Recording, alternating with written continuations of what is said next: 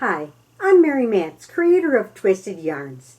In my videos, how to crochet the moss stitch square untwisted and how to crochet the moss stitch rectangle untwisted, you learn to keep the sides straight and the corners sharp. Great results for using solid colors and variegated yarn. However, self-striping yarn presents a new challenge. As the blanket grows, depending on the yarn, you may find the change in direction at the end of each round, leaving you a funny-looking little line up the blanket. Of course, it never happens at the beginning, and it may not happen at all when working with self-striping yarn with really long sequences. It only shows up when the length of a color sequence does not make it all the way around the perimeter of the square or rectangle. And that only seems to happen when your blanket is well on its way. Well, fear no more. The crochet doctor is in, and do I have a solution for you? Simply begin and end the round at the center of a corner, not on a side. And exactly how we do that is what this video is all about. First, I'll cover starting both the square and rectangle from the very beginning using this technique of changing direction in one corner. In those sections, you will learn how, when, and where to place the important transition stitches each row. Then later, I will cover what to do if you have already started and are well on your way and find yourself in this situation. I have time-stamped each section so you can easily jump ahead or back again as needed.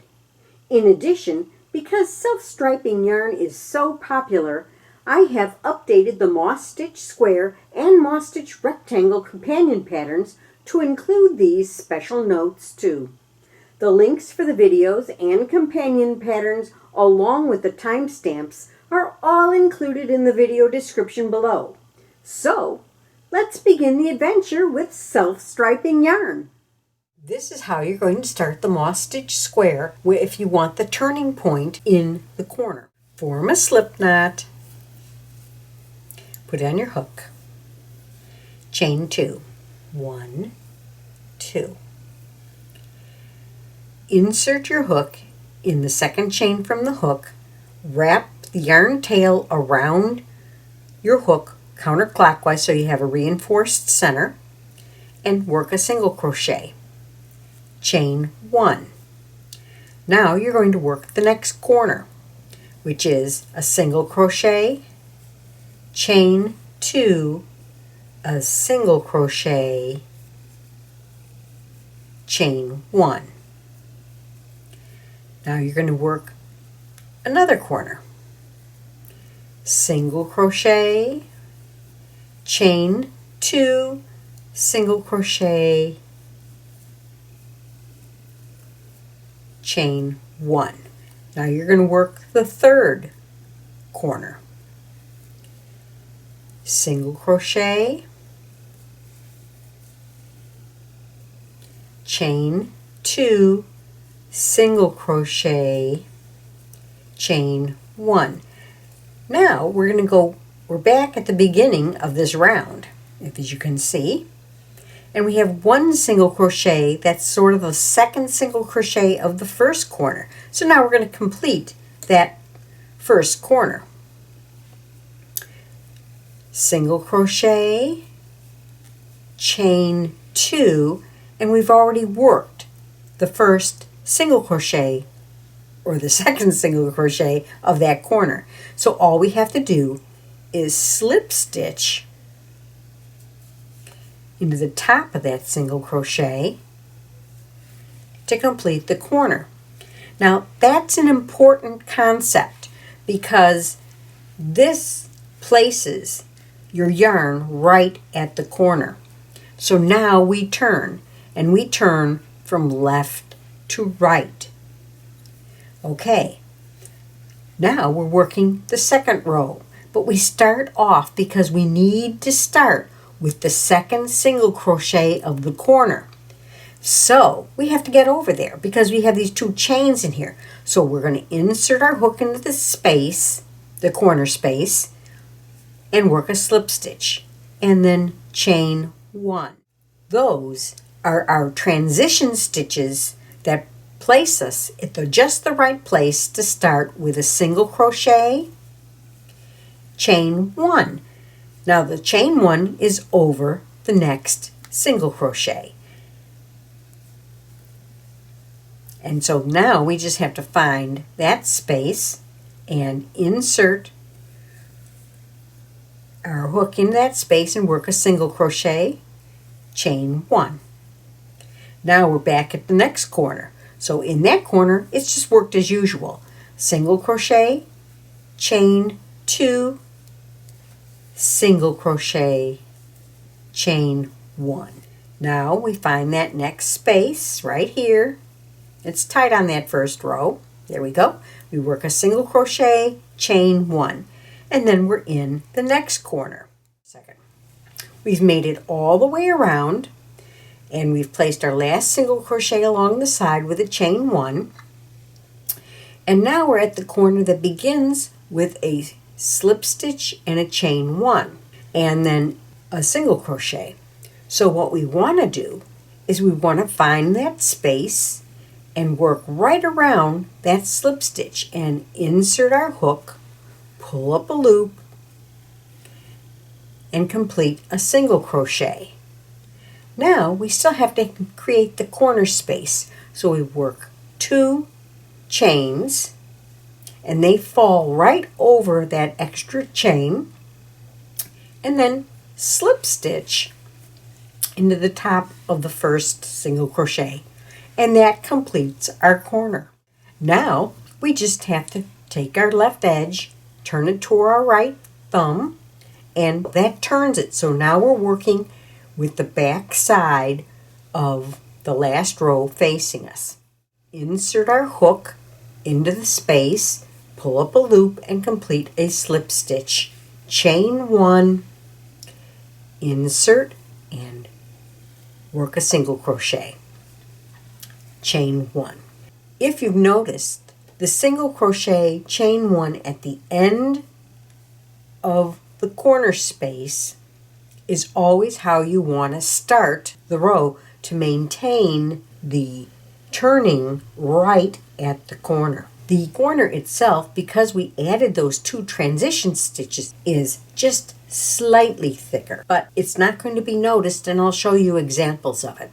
So now that we've started our next round with the last single crochet of this corner and a chain 1, we just continue to go around just like before. Now we're going to do the same thing but show you how to start the first row of a rectangle. So I'm going to form my slip knot, and remember when we start the rectangle,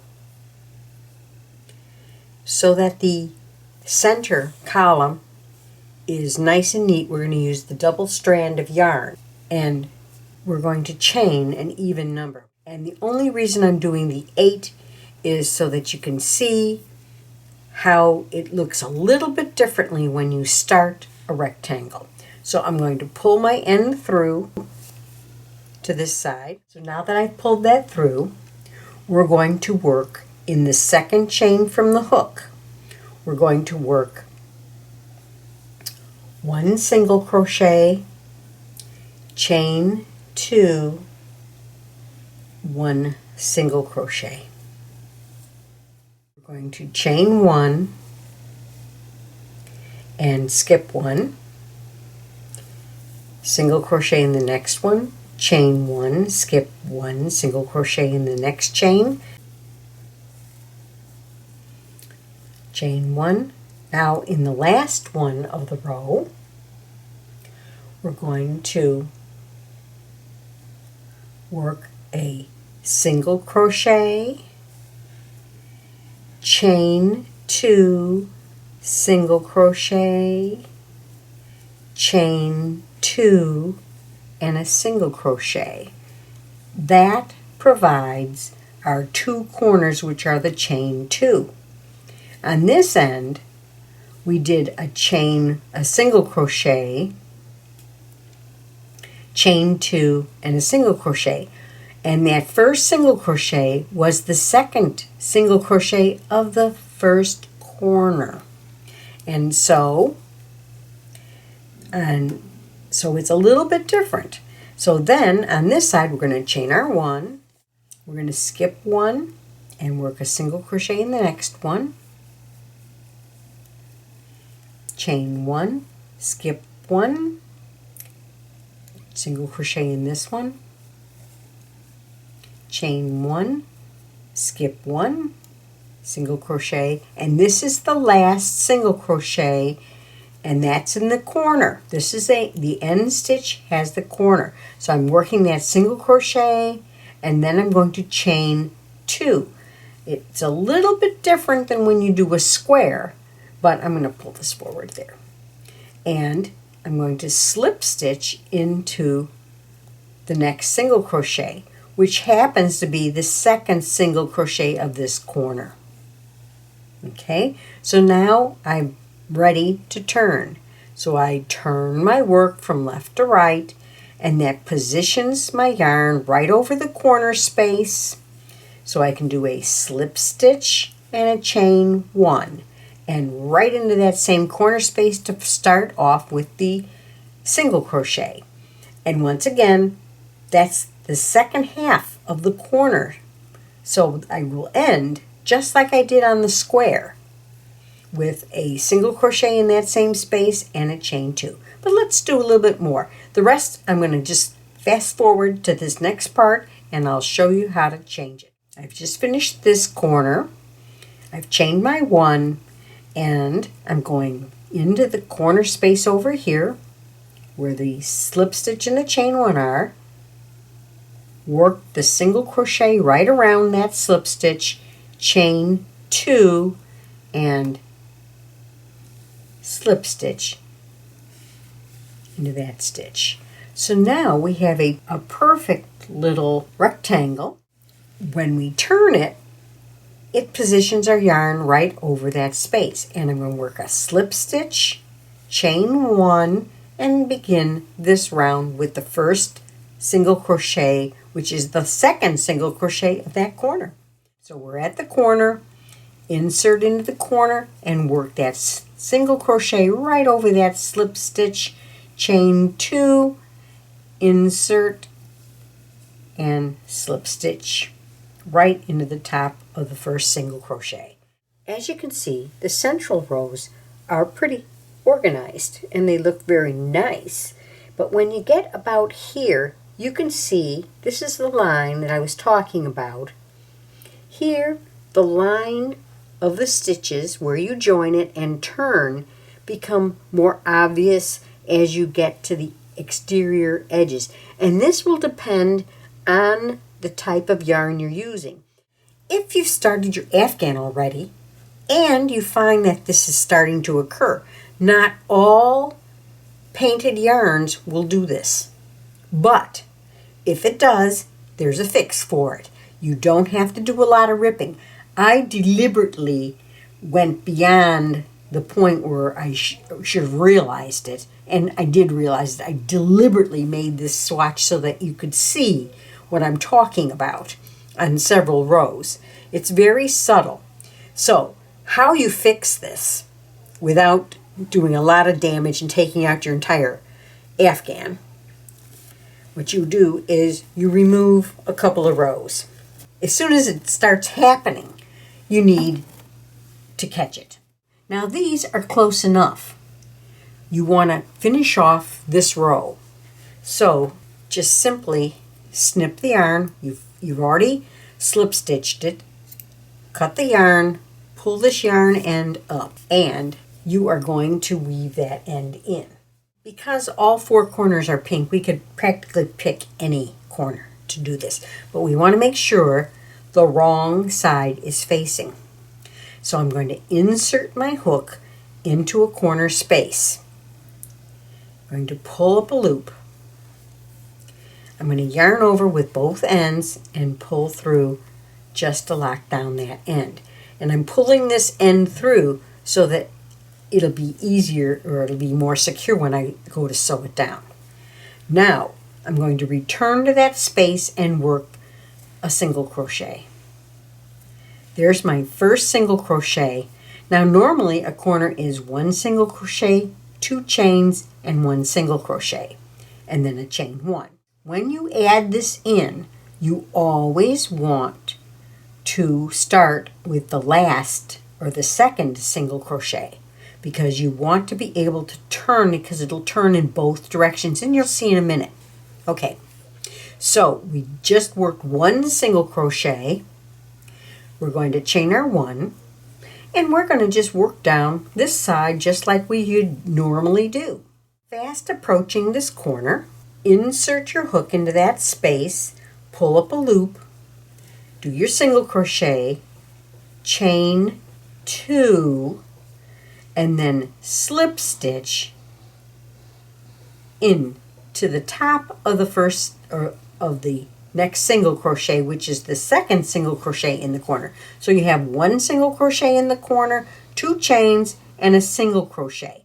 Now we're going to turn our work, and just like we turned our work before, we're going to take the left edge and move it to the right edge.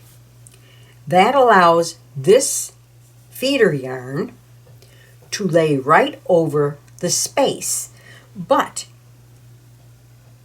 you always want to start the next row with the second single crochet of a corner.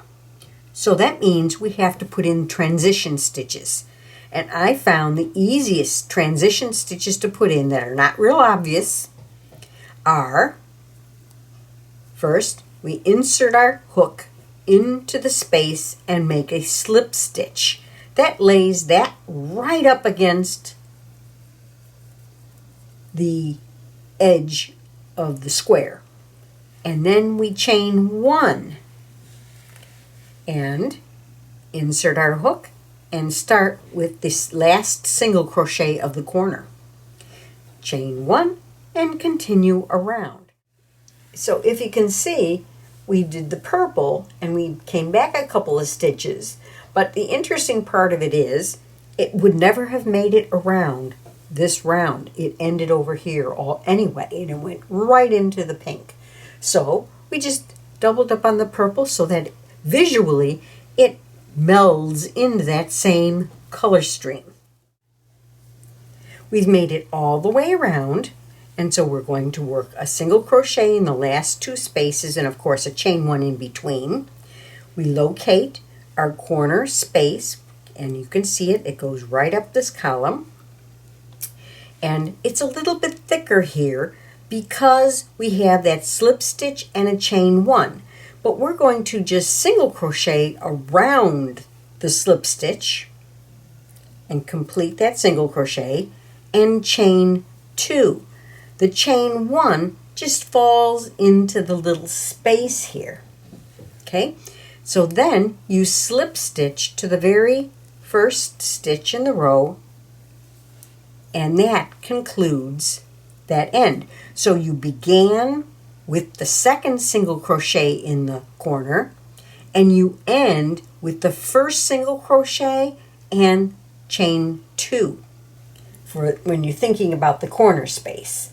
Now turn it from left to right and go into the space and do another slip stitch and a chain 1.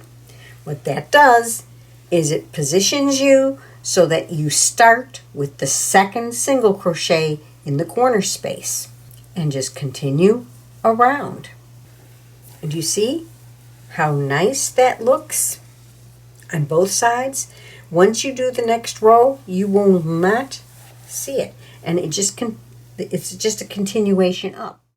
Even when you're changing skeins, you want to make sure that your beginning color on your new skein matches at least one of the colors around the last row so that it has a continuous look. If you've done the slip stitch and finished that round, you don't have to start in that same corner again.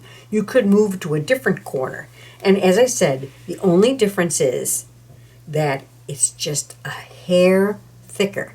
And in fact, by doing it this way, you don't even see that you made an interruption here. It just blends right in. Oh, and one more thing. This is the corner where I changed direction on this blanket. I hope you enjoyed watching this video. Please take a moment to subscribe and ring the bell to receive notifications of upcoming videos and events. Happy crocheting!